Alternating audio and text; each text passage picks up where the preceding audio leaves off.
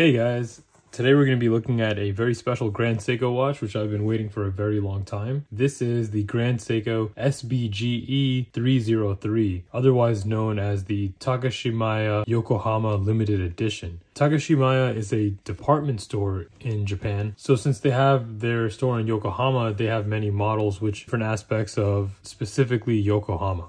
So let's go ahead and take a look. Take this outer sleeve off here, and this is the new blue Grand Seiko box. No more silver stripes on the sides, just like you've seen on my previous watches. And this is the new compact box. You got the little rice paper now instead of the big sheet, so you have the small one. Nice portable, extremely soft leather travel pouch. Very nice. Box made in Japan. Nice stitching. Nice little button there, also covered in leather. Very nice detail, engravement right there. And inside here, you'll see the warranty card and the little instructions guide on the warranty and what's applicable. And then you just have a little cleaning cloth here as well. Let's go ahead and take a look at this watch. Beautiful. There it is. This is a GMT model. Take this off here.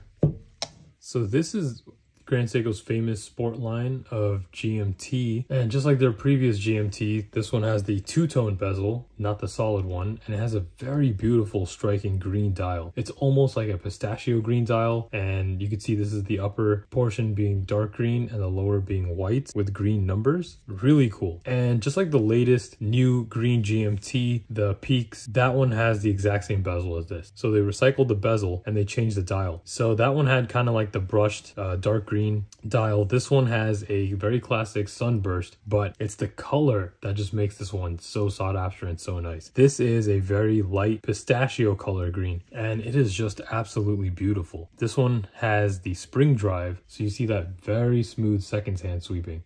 And you still get the same very beautiful case finishing that's expected from Grand Seiko. Nice brushed and polished edges there.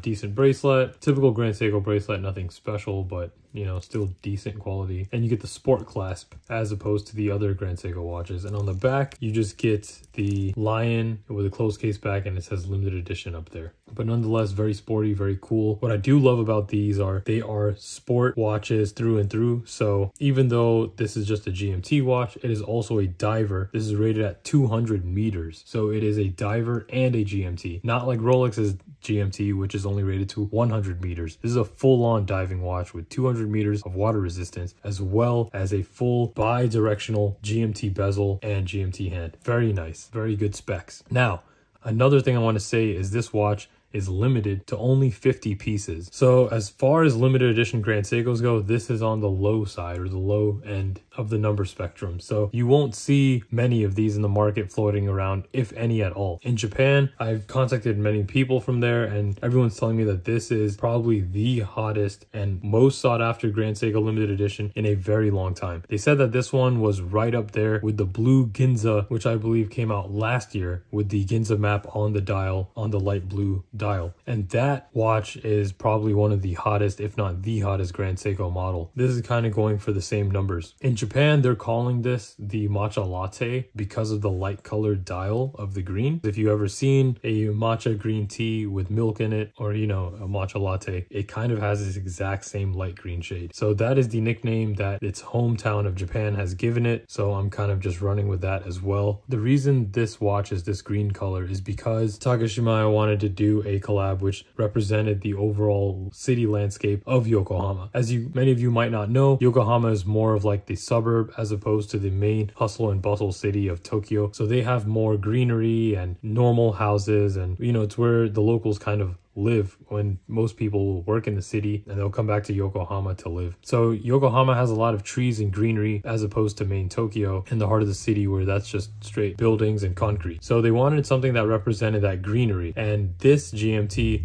is supposed to have that green representing the trees. Now, what I find odd is the shade of green is very light, and I thought for trees they would use a kind of more darker green or neutral green. This is a very light pistachio green, so I can understand why the locals are calling this the Matcha Latte, because that's pretty much what it looks like. I would say either pistachio, or I think Matcha Latte fits perfect because of the Japanese origin of the watch as well. So really cool and very unique that this watch has a very nice identity, kind of like like the Snowflake and the Shunbun. This one is pretty nice. And I'm actually going to go as far as saying this might be my new favorite Grand Seiko. I'm really in love with this dial and the GMT and the functionality. I do still have the Midnight Skies version of this GMT model, but this one is just something a little more special, a little more unique, and just absolutely beautiful. I also love that that one is a high beat and this one is a spring drive, so they are a little different in that regard as well. I don't have the hang tag on this one, but this one retailed for right around 5,800 USD. When you convert the Japanese yen to dollars, I'd say give or take around like 6,000 to 6,200 is the actual price of this watch, or what it was intended to sell for. Because of conversion rate, it's a little lower in the US side, but you know, it's still priced exactly how the other GMTs in our market are priced, so nothing crazy there. And overall finishing is just amazing on this watch. You have a date window at 4 and power reserve indicator. You also have lume plots at 3, 6, 9, and 12, which is very nice. And believe it or not, this whole bezel actually lights up with lume, and that is just a spectacular sight as well. So